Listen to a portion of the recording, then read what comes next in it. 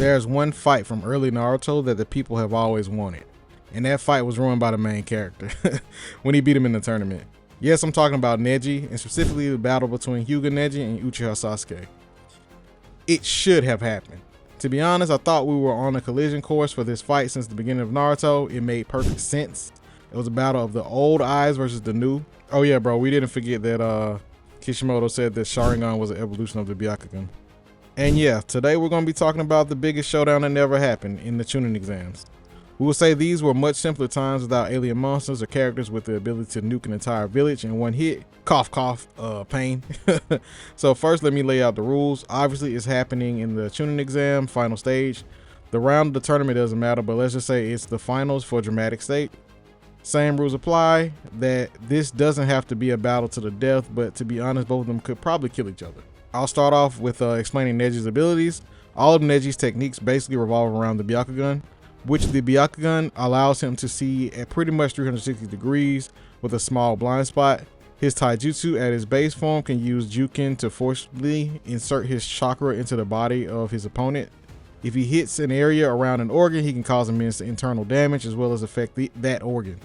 Neji's Byakugan also allows him to see a user's chakra network, and specifically the Tenketsu, which are points to where chakra is released, as well as the networks the chakra throughout the body so that the user can use said chakra as they see fit. The real point of seeing the network is so that the Hyuga main branch members can perform the 64 palms technique, which closes the chakra from being used from that Tenketsu, which Neji is not a main branch member as we know, but he was able to figure out how to use 64 palms and then later 128 palms. His final main ability is rotation, which allows him to deflect and reverse an attack back at the user. Now for Sasuke, note this will be Chunin exam Sasuke, or better yet Black Suit Sasuke, who has copied Lee's taijutsu and can use Chidori 2 times. Curse Mark is also sealed. Sasuke has his fire style jutsus, which he can use in combination with ninja tools to enhance the effect, like Dragon Fire shoots using a ninja thread. He has the 2 Tomo Sharingan, which allows him to perceive movement at a heightened level and to a lesser extent see chakra and when it's being manipulated or used in the jutsu, which is helpful obviously, but it's not on the same level as the Byakugan. I think the 2 Tomo Sharingan gives an overall amp of power as well, but I'm not totally sure. We know it has to give it at least speed, as it's the only way he can even use Chidori. And obviously, like I just said, this version of Sasuke has the all-powerful Chidori, which can pierce even Gaara's absolute defense. Sasuke, as I stated before, has Lee's taijutsu and even his copycat Lotus Lion combo, even though he literally never used it again. For the most part, those are the only techniques Sasuke uses in the middle of part 1. He can use clones and stuff, but that's not his style. Also, he uses Zero Genjutsu in part 1, so we won't worry about that. There's an infamous statement about Sasuke being the strongest in the Leaf. I think it's from a magazine or a game, but I saw it a long time ago. Basically, before Gaara and Sasuke fought, it states the strongest in the Leaf versus the strongest in the sand. Whether that's true or not is up to the reader, but to be honest, is he really stronger than Neji? Neji only lost to the guy who beat Gaara, by the way. So think about that for a second. So that statement is clearly just meant to be hyperbole to hype up the moment between Gaara and Sasuke at the time. A big plot point I want to hit is the Curse Mark. The Curse Mark is Orochimaru's ultimate gift in the sense of infecting the user with his and Jugo's nature chakra to provide an amp to the user. However, this comes at a cost as the user's mind and body is slowly corrupted until they lose it. The Curse Mark, because of its amplifying effect, would allow Sasuke to defeat superior at the time sound ninjas, as well as impressing Neji, who we previously find out through Lee has been completely outclassing and defeating him every time they face each other. Lee had to develop the Lotus as well as unlock the gates as a means to defeat Neji. However, just because Neji was impressed doesn't mean the Curse Mark makes Sasuke superior to Neji, especially not CM1. And at the current time, I don't even know if Sasuke can use it because it's technically sealed. He willingly unleashes it versus the Sound 4, but prior to that, it was sealed and uncontrollable. It only came out once he tried to fire a third Chidori. He succeeded, but that Curse Mark came out and he collapsed and was paralyzed. This is further proven by Sasuke's statement complaining about the Curse Mark again and unleashing itself while he's laying on the tree branch fighting Gaara. The next topic I want to cover is actually speed. We know that Neji is confirmed to be at least as fast as non-gated Rock Lee. However, Neji's reaction time or reaction speed may be greater than his actual speed or his movement. I think a great feat to prove what I'm saying is because of his fight against Kidomaru and his 100 Spider and Spear Assault.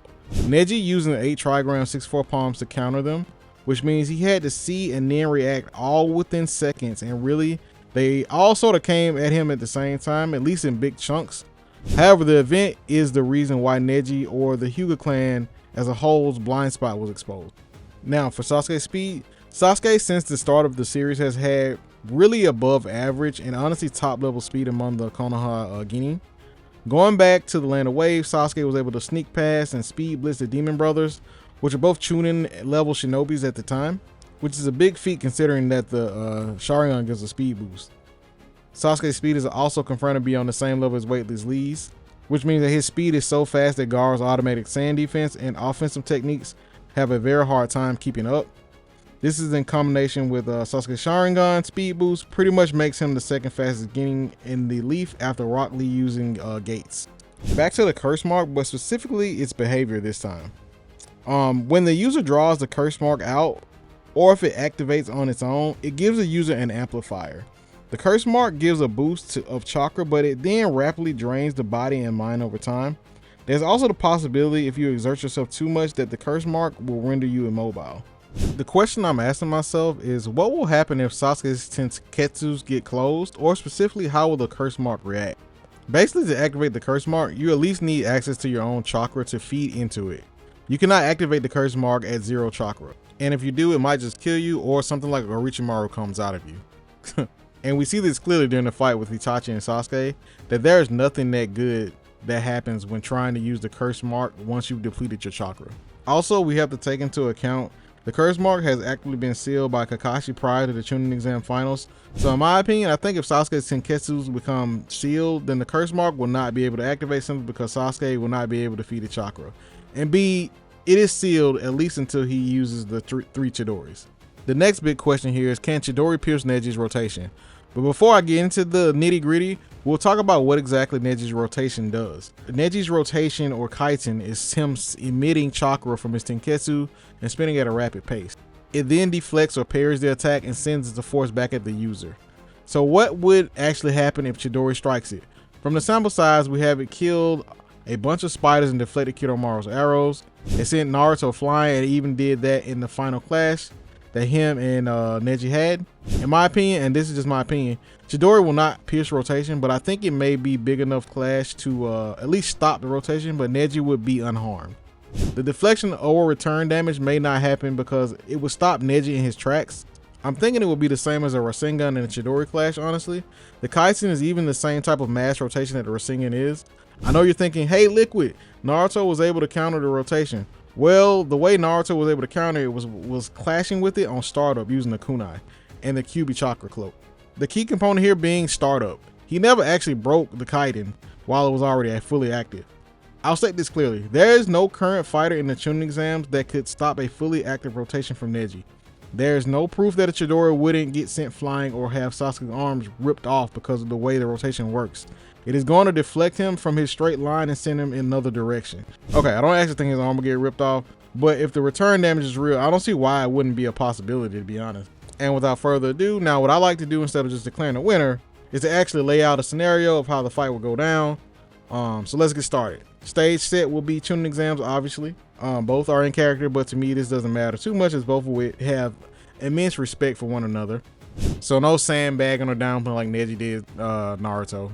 Alright, so Neji and Sasuke have an intense stare down at the beginning. The referee asks both of them, hey, if they're ready to begin. Both nodded at the same time. Sasuke states that this will be the battle to determine not just the strongest in the Leaf, but the strongest Genin of this generation. Neji smiles in agreement.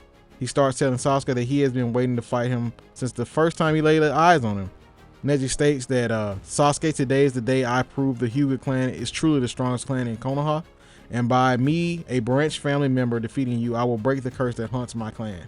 Sasuke returns a smirk, and he tells Neji that he can't afford to be stopped here, that he will accomplish his goals. Things briefly get quiet, and then the referee tells them to fight. Neji takes the Hyuga battle stance. Sasuke throws 2 shurikens at Neji as a distraction. He knocks them away with his Yuken fist. Sasuke tries to blitz Neji from behind with Lee's speed. Neji is able to see the attack because of the Byakugan and blocks a kick. Neji tells Sasuke he's impressed with his speed. You're on par with Lee. Very, very impressive. However, if you didn't know, Lee has never come close to defeating me. Sasuke smirks and says, but the difference between me and Lee is my goals will be accomplished. Neji goes at Sasuke and begins his assault. Sasuke dodges every strike, but one of the shoulder strikes clips him. Even though it sort of misses, the gentle fist is able to penetrate part of Sasuke's shoulder. Sasuke notes to himself how the gentle fist seems to work and takes a step back to gather his thoughts. Sasuke then attempts to launch Neji with his lion combo, but Neji blocks and then jumps back. Neji throws a kunai, but Sasuke easily dodges. Sasuke then shoots multiple fireballs at Neji that he seemingly can't dodge. However, Neji activates Kaiten to save himself. Sasuke questions if his defense is really all that. Neji says, come and find out, and I'll show you why the Hyuga clan is superior to you. Sasuke then rips up some ninja string from under Neji and ties Neji's body up. He uses Dragon Fire to light up Neji. Neji tries to use Kaiten, but he's unable to get a real good rotation. He takes heavy damage from the attack, but he is able to divert some of it. Neji says, that was clever, Sasuke. You were able to read how my defense worked so quickly. The last of the Uchiha are very impressive. Sasuke says, Neji, I'm not the last of the Uchiha, and that is exactly why I need to defeat you here. Neji then gets back up and takes the Hyuga battle stance again. Neji kicks Sasuke in the side, but it gets partially blocked. He tries to set up Sasuke for Jukin strikes, but Sasuke blocks with the kunai and it gets destroyed. Neji comes back and Sasuke gets hit in the arm this time and flies back. Sasuke then throws two kunais, which Neji dodges. Sasuke hops up the wall and begins charging Chidori. Neji hasn't seen the attack before, but clearly sees he shouldn't get hit because of the immense amount of chakra sparking from Sasuke's hands. Neji takes the stance of Kaiten as Sasuke finally takes off. Neji spins with as much chakra as he can as Sasuke collides with him. Both of them explode and fly backwards. Neji takes major damage and so does Sasuke, but they're both still able to move. Sasuke can't believe he didn't penetrate Kaiten, but the main reason is because of how the rotation works. It deflected the attack instead of allowing a straight line stab. Neji and Sasuke both stand up straight, but since both have been compromised, Neji takes this opportunity to trap him in the yin-yang field and hit him with 8 trigrams, 64 palms. Sasuke gets up, but notices he can no longer use any chakra. What have you done to me? Sasuke says. Neji smirks and explains how it works. Similar to his explanation to Naruto, Sasuke tries to only use taijutsu against Neji, but he's sustaining more and more damage even though is landing some hits. The gentle fist is causing more damage, so Sasuke thinks to himself that he cannot let it end here. He has too many goals left. Sasuke then collapses. Neji thinks to himself that Sasuke was truly a worthy opponent. The ref begins to call the match, but purple energy is radiating around Sasuke as he begins to stand with his curse mark active. Neji is startled. Sasuke says he will never give up as he charges a dark Chidori and flies at Neji. However, he collapses right before he reaches Neji's chest.